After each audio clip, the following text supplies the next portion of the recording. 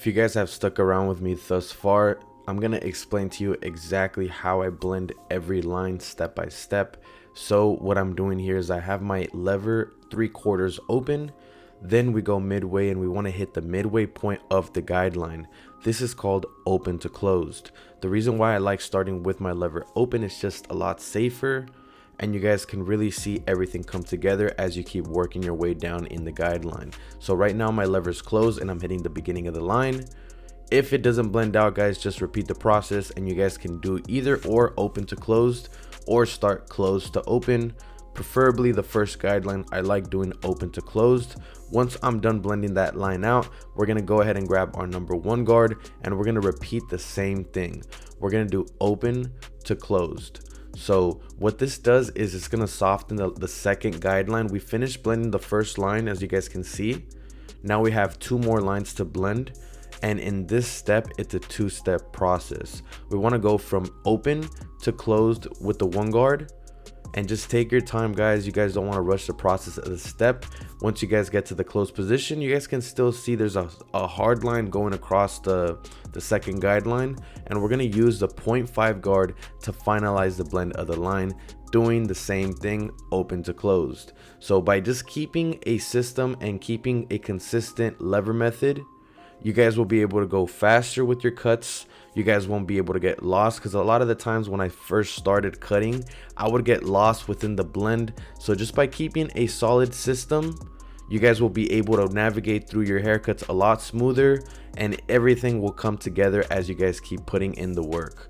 So once that's done, we're going to repeat the process again with the 1.5 guard, repeating the same thing open to close. You guys can see there's a dark line, and a good tip, as you guys can see, that I'm tilting my clipper and using kind of like the corners, because the hair grows in different directions throughout the head. So you want to make sure that you tilt your clipper according to the hair growth, so you guys can be using your clipper to the best of its abilities, and you guys don't have to do 2-hour haircuts. This haircut took me an hour to do because he has extremely thick hair, and I had to just go through the guideline multiple times. And with the 1.5 guard, if it doesn't blend out, you guys always want to go back a number before the 1.5 guard is the 1 guard.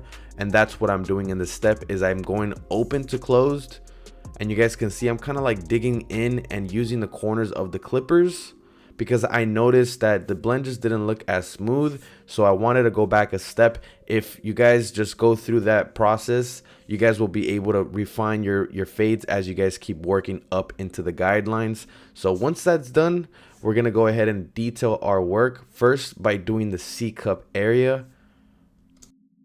So pick a solid trimmer, guys. The trimmer that I'm using is the Gamma Saber trimmer. It's Gamma and Style Craft. These are the best trimmers in my opinion. It gives me kind of like the babyless skeleton feel, but a lot smaller, and you just have more control of the trimmer. So I recommend that product, guys, and I do also recommend the babyless skeletons. And if you guys want a discount for these tools, you guys can use my code David10 for Gamma and Style Craft, and or just look up the description. In the description, I have the products that I use. And I'm going to be using a number 10 guard on the top.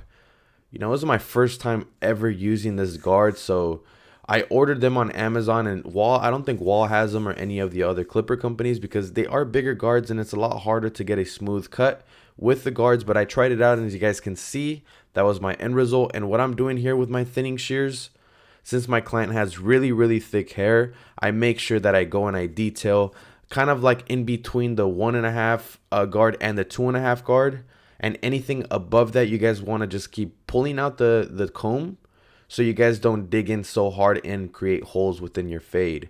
So once that's done, razor anything. I'm razoring the C-cup area, and I added a little bit of matte, I think it's matte or clay paste at the top. That's by Faded Culture. This is a before, and this is the after.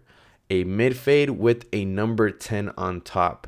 If you guys enjoyed this content, let me know down below in the comment section. Hit the like button and subscribe for more content. My name is David Escamilla, and I'll be showing you guys more fading tips next week and just more hair tutorials in general. So I appreciate all the support, and I'll catch you guys next week. Peace.